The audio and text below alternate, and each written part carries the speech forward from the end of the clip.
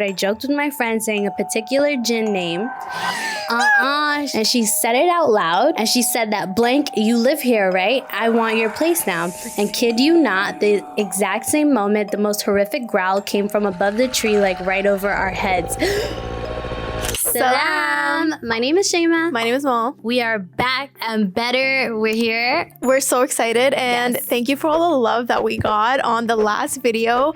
Now I'm back, and we have something very, very exciting for today's story. Yes, we have something a little bit different. Today, we're going to be reading some Reddit Jinn stories. Ooh. Are you scared? I could be scared, but also, like, not all Jinn is bad Jinn, right? Yeah, but when they're bad, they're bad. That's true. Are you scared of Jinns? I think it's a little scary because, like, you know, that's real. Like, you It know, is when you read, real. like when you watch scary movies or whatever, you're like, whatever. You know what gets me? It's like religious scary movies, like The Exorcist, or like when you see like priests, or when it's like Islam is involved in some way or another. No, 'cause that literally. could be real. Have you ever had like an interaction with a Jinn?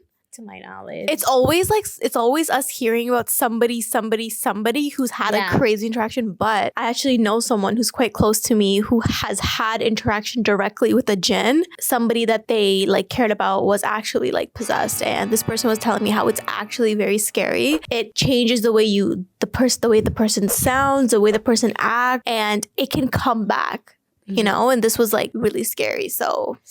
I mean, we're playing Ayatul Kursi on repeat Yep, after yep. this. So, sit back, relax, and enjoy.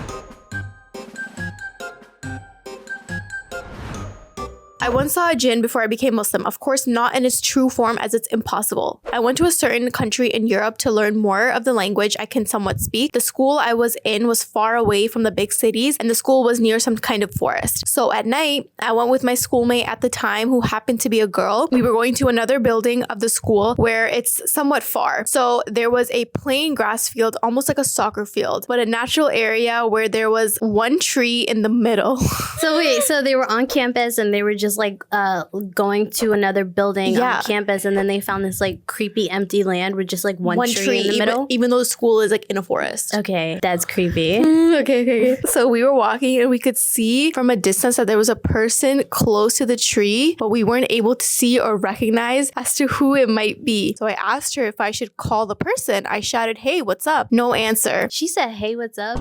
That's a white person. ain't no way.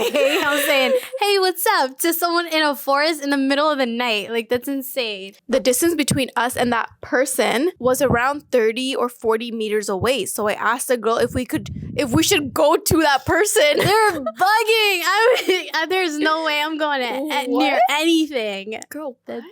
We could see that it was a woman with long hair. Her hair was... Oh, nah. The hair was like to her hands, and her hair was pitch black. Her dress was white and kind of old night dress where it covered all of her limbs. The strange part was that as we were getting closer and closer, I noticed that I couldn't see her feet. It was like foggy and she wasn't on the ground. The distance was now like around 10 meters, so I slowly tried to look at her hands, but I couldn't see any. So I tried to look at her face. It was pitch black, as if it was a deep hole. Nothing. I immediately thought it wasn't a human being, but a ghost. Then I just ran for my life as fast as I could, and I left my schoolmate alone. LOL. But she also ran with me, but behind. Alhamdulillah, long story short, 1 year later, I became Muslim. After having learned enough about my deen, I realized that what I saw back then was a Jinn imitating a human form. Bro, that's crazy. Goosebumps. Okay, first of all, why are you like, hey, like... Let me tell you guys something right now. If you in a random forest and you see somebody with no limbs, don't go near it. Don't say hi. Don't say what's up. Also, don't invite that in. I don't know if this is a South Asian thing, but so I've literally heard this growing up, and all my friends are like, you shouldn't have your hair done when you're under a tree because the jinns will like pull your hair. What? Yeah. That was a crazy story. I don't want my to do God. this anymore. Okay. Your turn. Next one. All right, let's go. And it's even more creepier because we haven't like read these. So these are blind reactions. Okay, here we go. So, it's what happened to me last winter. I normally stay at my grandpa's place most of the time, and it's just me, 3 aunts, and my grandparents. My cousins come there occasionally too. They live in a society which is pretty green, like loads of trees. The ecosystem is great and stuff. There's a really cool park just 10 minutes of walking distance away from the place, and I usually went there at night. Long story short, one day me and a friend decided to walk and explore the society at night and take the long way to the park because we deliberately wanted something paranormal to happen. We were walking on the sidewalk alongside the main roads at night. It was about 1 a.m. and there was a bit of fog as well, early winters. He said not to walk underneath the trees, but me being dumb AF thought it was just one of those made-up myths aunties tell you. That's so crazy, you know? We reached this pretty old tree and it was dead and dry in the middle of nowhere. I don't know why I did this, but I joked with my friend saying a particular Jinn name. She You're went ahead summoning and a said Jinn! She literally You're said the name. summoning a Jinn. Oh my what's gosh, wrong okay. with you? And she said it out loud. And she said that, blank, you live here, right? I want your place now. And kid you not, the exact same moment, the most horrific growl came from above the tree, like right over our heads. Get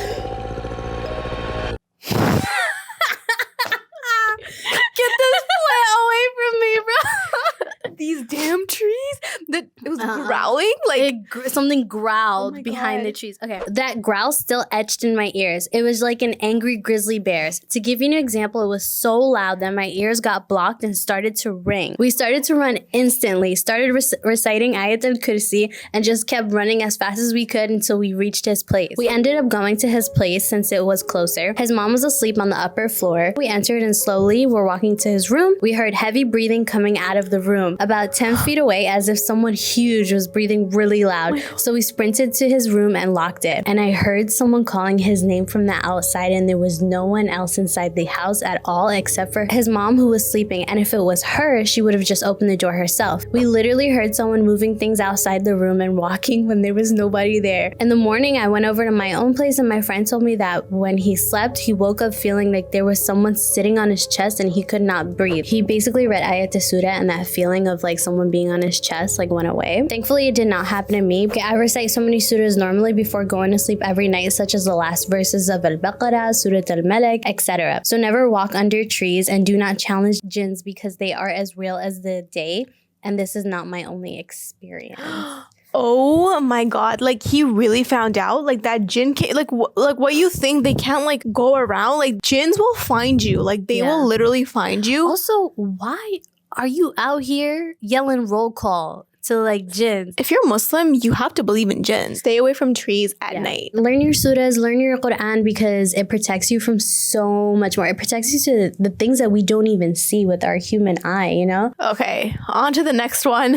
You know about the Maldives, right? In general, like what do you know about the Maldives? So Maldives is like a really pretty like beachy country. Island. And it's an island. Yeah, did you know that there's actually some, you know, Jinn-esque like history behind that? Ooh, some so people like, say it's folklore, but Ooh. a lot of people do believe in it. So, all right, let's go. So until the first half of the 12th century, Buddhism was the principal religion in the Maldivian islands. It changed according to the legend with the arrival of Male of one of Abu al-Baqarah Yusuf al-Barbari from North Africa. The nature or purpose of his visit is unknown, but it can be assumed that al-Barbari was one of the merchants who visited Maldives for trade. He is remembered in Maldivian folklore as medieval Perseus, who saved women marked for sacrifice from the sea demon or sea jinn. According to some unholy pact between the Maldives and a virgin girl was sacrificed to demons at regular intervals to appease its bloodlust, else its wrath would turn upon people. The king of Maldives had the task of choosing the virgin girl. On the appointed night, dressed like a bride, she was shut alone inside a temple near the sea, and the next morning people visited the temple to collect her mortal remains. The demon appeased, the people of Maldives could carry on with their lives undisturbed until it was again time for the sacrifice. According to some, the sacrifice was made on the first day of every month, yet others' accounts suggest that the demon only emerged from the waters on the night of a full moon. Okay, so just to recap real quick. So basically, at this point, Maldives is mostly like Buddhist, and they were sacrificing girls and virgins to this To R, the sea demon that was like creating havoc. Yeah. In the Yeah. Maldives. Okay. It so happened that the family whose hospitality al-Barbari had enjoyed during his stay in Mali had a young girl, and she was chosen by the king for sacrifice. Al-Barbari decided to pay back his hosts for their kindness by taking the place of the girl on the night of sacrifice. Nobody else knew about this arrangement. When it was night, al-Barbari, dressed as a bride, was led to the temple. Shut inside the temple by the priest, he waited for the demon, reciting Quranic verses. The legend breaks here into two different traditions. According to the first tradition, when R emerged from the sea, it cried out in pain upon hearing the Quran being recited and returned to the sea. The next morning, when people came to collect the remains of the girl, they found, to their surprise, the visitor from North Africa was alive and unharmed. Al-Barbari was taken to the king, where he made the proposal that if he could exorcise the monster forever, the king and his subjects would convert to Islam. The king agreed to the terms, and on the next appointed day for the sacrifice, al-Barbari returned to the temple and resumed recitation from the Quran. Al-Barbari gave fight, finally capturing and killing the monster and drowning it in the sea. From that day, the people of Maldives were released from its deprecations. As promised, the king converted to Islam along with its people. Oh wow. So nah. Do you believe that? It's interesting, right? Sea monster? It's like one of the jinns was like a sea monster, and like the Quran is like the only thing that was able to like defeat it, despite all of the people's like prior like tries. Yeah, like a lot of people have different things to say about it as to why they became Muslim, but there was definitely some type of proof to the people that the Quran is real, and it will help you. So I think that's also a big reason as to why they converted. Maybe, we don't know. But there's like so many different like versions. I'm sure there's like a true version out there, but these are just like fun stories, fun lores. But that's really interesting. I know, right? Yeah. And then so then everybody became Muslim. Yeah. It was like shahada on shahada on the whole island. Next one. My great uncle went to visit his cousins in India. His cousins told him that since it was summertime, they would all sleep in the courtyard This together. is always what happens. Pakistan, India, so many people who have told me this. It's always the freaking courtyard or like the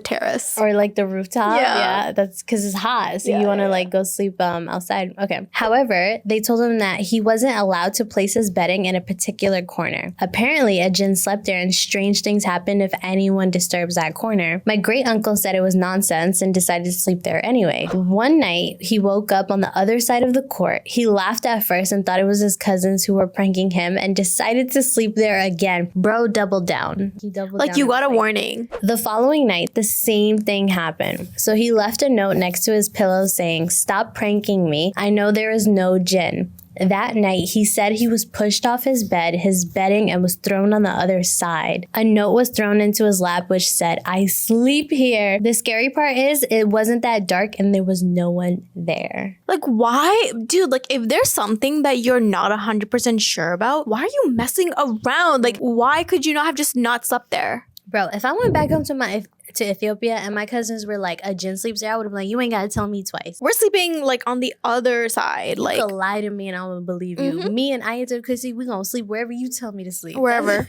That's crazy. All right, next one and the last one. 6 years ago, we moved houses and everything was fine until we stupidly got the Ouija board. Oh my, that's it. They're dumb. If I see a Ouija board in your house, I'm leaving. No, why would you like at all? You know, I have friends that are like, "Oh, you want to be on a Ouija board?" No, what? Like, I don't got 1 inch of my body that I got an inkling to like mess around with a Ouija board. People really wake up, they're like, it's a good day to buy a Ouija board. We asked it some questions and it somehow came up with a phone number. We called the phone number and I don't remember what the name was, but the name the board gave us matched the person. So we hung up, and then a few days later, my mom heard a voice calling her name from downstairs. She thought it was my dad. So she went downstairs, but it was a white shape. So we called an imam and we thought that got rid of it, but it didn't. It kept happening to all of us. We kept hearing our names coming from downstairs, even though there was no one downstairs. And so we moved. See, that's what happens. You move. If you see a white shadow, anything. Also, you call this on yourself, having a Ouija board, so... For That's real. Crazy. Mess around and find out. Because there's no reason you should be dabbling, going to forest at night. Under a tree. Ouija board. Calling out jinns by their names. Let's make a list of things that you can do rather than messing with jinns. Yeah, okay. Call your mom. Paint a portrait. Play Vern. Go to brunch. Make cupcakes. Donate to charity. Follow Muslim on Instagram. Subscribe to Muslim. Follow Aml. Don't mess around with Jinn, guys, please. You know, I think we need a little. Yeah. We need something right something, now. yeah. For all of us. I'm not trying to like. Everyone watching too. This for y'all.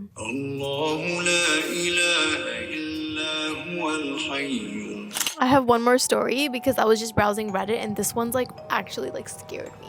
Well, you know what? What? Comment if you want to see it in part 2. Part 2. Ooh. Okay. Thank you so much for watching. We hope you enjoyed. We had a really good time finding these. Well, actually, shout out to our... Yeah, shout out to Dill for finding these stories. Yeah. These were really great. Yeah. Say that you want a part 2 so I can come back. I love being here. This is so fun. I love you being here. Yeah. So make sure to like, comment, subscribe. We're a small Muslim team bringing content to the Muslim community. So make sure to tell us down below what future videos you want to see from us because we're down to do other stuff. We can read you Reddit stories. We can do other things Yeah, too. we can do Jinn stories. Like, we can do advice stories. Also, if you guys want, you can send us your unhinged stories, just life experiences. There'll be an email down below. If you have any crazy stories that you want or us to need react advice, to, let us know. All right, masalama. I'm Shayma. I'm Aml. And we'll see you on the next one. Bye.